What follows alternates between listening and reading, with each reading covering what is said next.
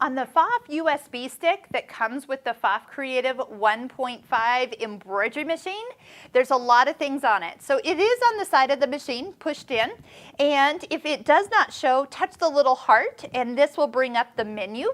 The first one is actually just a folder. Yes, it can see the folder. You won't be able to actually open it, but that's where you can print off all the designs that are actually come with this machine. So that's not the one we want. We're going to arrow down and go to the embroidery design files. So let's say you have a design that you see from the built-in designs. Like for example, I want to do design number 9. So if I'm looking for design number 9, they're broken up into kind of groups or folders. First folder has designs 1 through 15. I'll arrow down to the folder I'll be needing. And let's just see, there is, oh my goodness, there's actually 101 designs in this machine. That's a lot.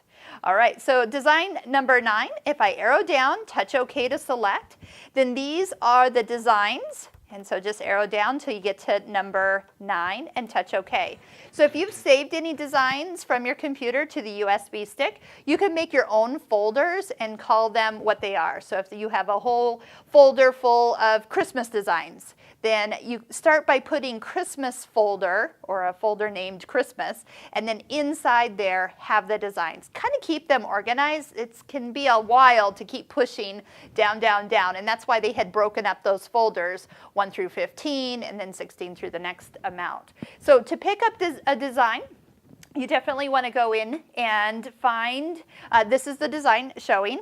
This is not a very big design. It's got 4 colors that will stitch out. See right here, it shows you a spool of thread, color 1 of 4. It also says that it fits in a hoop that is size 80 by 80. That's a really small hoop. So if we do want to actually choose a different hoop size, just go ahead and keep touching until you see the 240 by 150. Remember, that information is right here on the front part of your hoop. Make sure that when you hoop your fabric that you actually can see those numbers, and that means you've hooped it correctly. So just make sure if you don't change it or don't tell the machine which hoop you are using, it's going to tell you to attach the correct hoop. So it won't let you embroider. So make sure that always matches up.